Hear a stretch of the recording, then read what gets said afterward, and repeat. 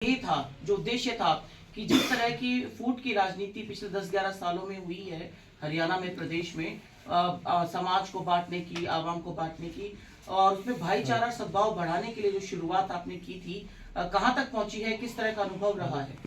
नहीं, जैसे आपने खुद कहा कि पंचकुला में आज यात्रा आई है। 47वां विधानसभा क्षेत्र है और उत्तरी हरियाणा में हम चौथा फेज हमने यमुनानगर से शुरू किया था और हमारी यात्रा सद्भाव यात्रा है और उसके साथ जो हमारा स्लोगन है वो कांग्रेस का हाथ भाईचारे के साथ। मोटे तौर पे दो पहलू हैं इस यात्रा के। एक स्तर पे सामाजिक मुद्दा है जिसको हम लेकर चले हैं, लेकिन उसको लेकर इसलिए चले हैं कि पिछले करीब एक दशक से ज़्यादा में जो हमारा जो एक हरियाणा की जो पूरी सामाजिक संरचना है वो छत्तीस बिरादरी के भाईचारे पे आधारित है। उसको जानबूझ के उसके अंदर तनाव पैदा किया जा रहा है ताकि अपनी राजनीति को जमाया जा सके। क्योंकि आप सबको पता है कि 2014 के चुनाव से पहले बीजेपी जो थी वो मुख्यतः एक शहरी दल था और उसका देहात में, जिसको आप 2/3 हरियाणा कह सकते हैं, वहाँ पे कोई प्रेजेंस नहीं थी। तो 2014 में सरकार तो बन गई क्योंकि एक माहौल था उस समय मोदी जी के पक्ष में। पहले लोकसभा जीते, उसके बाद हरियाणा में भी पहली बार बीजेपी की अपने आप उनको बहुमत प्राप्त हुआ। लेकिन इस चीज़ का आभास उनको भी था कि ज़मीन पे, खास तौर पे देहात का जो पूरा इलाका है वहाँ पे वो पार्टी या संगठन के तौर पे उस तरह से नहीं है। तो उनकी जो राजनीति है घूम फिर को तो विभाजन पे आती है। 20 ढूंढने होते हैं उन्होंने, देश के स्तर पे कह लीजिए, राज्य के स्तर पे कह लीजिए, और उसके इर्द गिर्द फिर वो अपनी राजनीति बुनना शुरू करते हैं।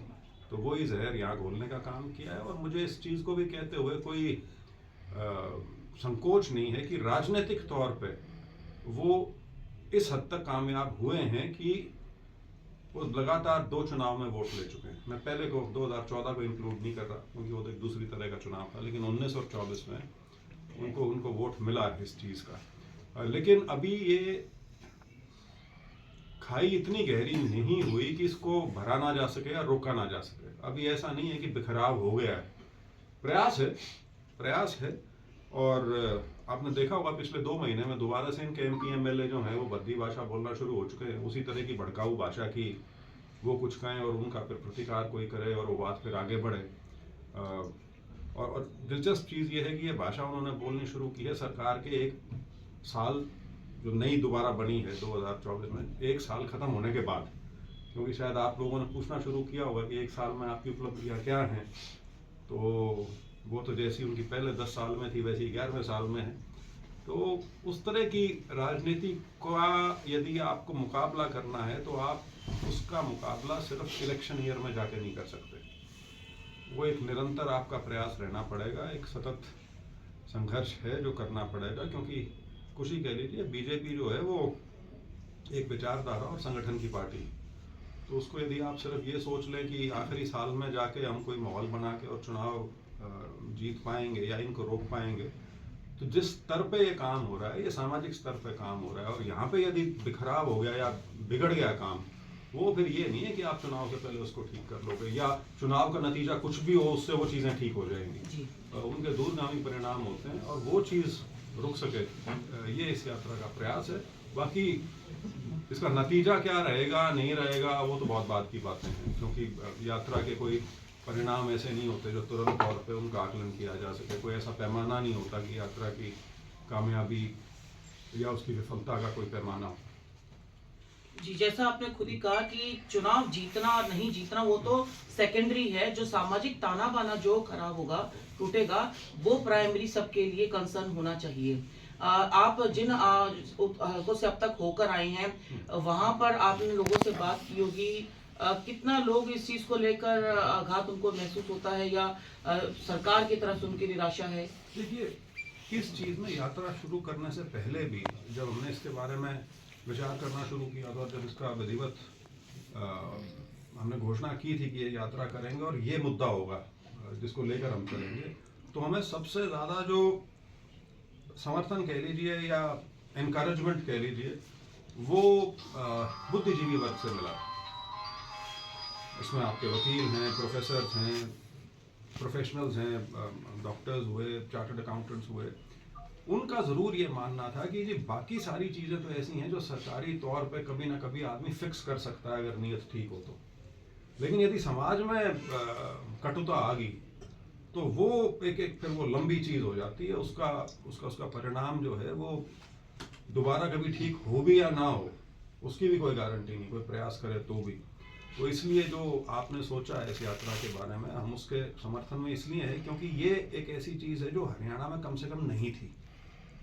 ये एक नई चीज़ है। मैं ये नहीं कह रहा कि हरियाणा में जातिगत राजनीति नहीं हुई, वो तो हमेशा हुई है और आगे भी अब होती रहेगी। मुझे कोई ये नहीं कहने में हर्ज की हम जिस रास्ते पे चल रहे हैं या वो बड़े बड़े भाषण दे के कि ये व्यवस्था खत्म हो जाएगी, ऐसा नहीं है। राजनीति में इनकी जगह हमेशा रहेगी, लेकिन एक समीकरण बनाने में और खाई पैदा करके राजनीति करने में दोनों में फर्क है। तो और वो फर्क जो है वो पिछले 11-12 साल से आना शुरू हुआ है। तो देखते हैं, प्रयास करें। तो सर 47 मतलब आप अगर 90 कॉन्स्टिट्यूएंसी की बात करें तो ज्यादा आप चल चुके हैं, आधे से ज्यादा आप चल चुके हैं। वो जो सद्भाव की आप बात करें, जिस खाई का आप जिक्र कर रहे हैं, क्या मानते हैं कि इस यात्रा से वो भरना शुरू हुई है या नहीं हुई है? क्या रिएक्शन क्या है? मैंने वही कहा, देखिए लोग हमारी ये यात्रा एक ऐसे टाइम पे निकली है जब कोई राजनीति नहीं हो रही, इन द सेंस कोई इलेक्शन नहीं है, हम कोई वोट मांगने नहीं गए हुए, कोई राजनीतिक घटना नहीं घटने वाली। उसके बावजूद भी यदि लोग उससे जुड़ रहे हैं, हमारी बात को सुनने भी आते हैं, तो इसका मतलब ये है कि कहीं ना कहीं तो उसकी ध्वनि जा रही है। और अब कुछ ही कह लीजिए, हम कोई उस नाते एक सामाजिक आंदोलन तो शुरू नहीं किया हुआ।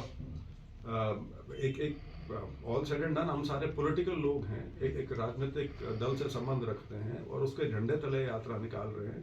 तो जैसे मैंने कहा था कि दो पहलू हैं, एक स्तर पे सामाजिक है, लेकिन मुख्य लड़ाई जो हमारी है वो राजनीतिक है। तो सामाजिक स्तर पे उसका असर कितना पड़ेगा नहीं पड़ेगा वो तो एक बाद की बात है, लेकिन ये चीज़ कि लोग इससे जुड़ रहे हैं वो अपने आप में कुछ दर्शाता है कि कहीं ना कहीं कोई खोज तो चल रही है लोगों में, कोई खलबली तो है इस चीज़ की। विजेंद्र जी, आप सद्भावना यात्रा में लोग भी जुड़ रहे हैं और लोग समझ भी रहे हैं आपकी बात को। कांग्रेसी कब समझेंगे ये आपकी सद्भावना यात्रा का भी विरोध किया, आपस में कांग्रेस में सद्भावना कब होगी? तो क्या बोलते हैं, कौन सा प्रश्न है ये? महाभारत में जो वो यति का, हाँ यति वाला यक्ष प्रश्न। देखिए मेरा मानना ये है कि हरियाणा में कुछ आदतें खराब हो गई पिछले कुछ साल में, और उन आदतों के खराब होने का मुख्य कारण ये था कि यहाँ संगठन नहीं बना। अब नहीं बना कह लीजिए या नहीं बनने दिया गया कह लीजिए, तो जहाँ संगठन नहीं होता वहाँ फिर धड़े और गुट बनते हैं और फिर पदाधिकारी नहीं, वहाँ टिकटार्थी बचते हैं। तो ये एक हमारे क्या कह सकते हैं, कहीं ना कहीं ये चीज़ बैठ गई है। तो उस आदत को बदलने में थोड़ा समय तो लगेगा। हालांकि मैं इतना ज़रूर कहना चाहूँगा, मुझे तो बहुत खुशी है कि बहुत इलाके ऐसे हैं जहाँ पे कांग्रेस के पदाधिकारी भी आए हैं। करीब 7 जिला अध्यक्ष जो हैं हमारी यात्रा के साथ जुड़े हैं, और सिर्फ जुड़े नहीं, पूरी यात्रा में वो साथ भी चले हैं। कई जगह MLAs भी आए हैं, हमारे सीनियर लीडर्स हमारी यात्रा में आ चुके हैं। सीनियर लीडर से मेरा मतलब बहुत सीनियर लीडर्स जो हरियाणा के हैं वो भी इस यात्रा में आ चुके हैं। तो लेकिन वो आपकी बात एक हद तक ठीक है कि जिस प्रकार से सोचें कि सारे इकट्ठे होकर आए, उसमें कमी है। बाकी हमने अपनी तरफ से ऐसा नहीं है कि किसी को बुलाया ना हो या निमंत्रण ना दिया हो कि या ये सोचा हो कि इसकी हमको ज़रूरत नहीं है। तो कोई, हम तो हर व्यक्ति के पास जिस भी जिले में या जिस भी हल्के में हम जाते हैं तो वहाँ के जो भी प्रमुख कांग्रेस के लोग हैं उनको हम बिल्कुल आमंत्रित करते हैं। और इस यात्रा में लेकिन एक दिलचस्प चीज़ ये है कि जो कार्यकर्ता है वो बड़ी शिद्दत के साथ आता है।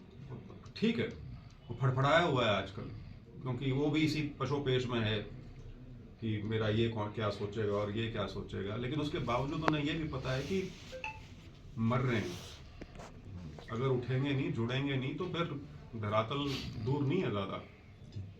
3 इलेक्शन जा चुके हैं, ये चीज कोई परमानेंट नहीं होती कि दो दलों के बीच में ही चलती रहेगी। लोकदल गायब हो गया ना एकदम से, नहीं तो हरियाणा का तो बड़ा पिछले 50 साल की राजनीति जो थी वो कांग्रेस और लोकदल की थी। बिल्कुल। और लोकदल का मतलब जो भी नाम हो, वो जनता पार्टी भी थी, वो समता पार्टी भी थी, पता नहीं जनता दल भी बनी थी, कई नाम हुए, दमकीपा भी थी एक टाइम पे, लेकिन वो चीज वही थी बेसिकली, चाहे देवीलाल और उनके इर्द गिर्द जो पार्टी थी सारी की सारी। तो आदमी को कभी इस गलत फहमी में नहीं रहना चाहिए कि आप जिस स्थिति में आज हो उसमें तो बने ही रहोगे। बीजेपी से आपको मुकाबला यदि करना है तो आपको बहुत सोच समझ के चलना पड़ेगा। ये हठ धर्मता की जो राजनीति है तो उससे नहीं चलेगा। सर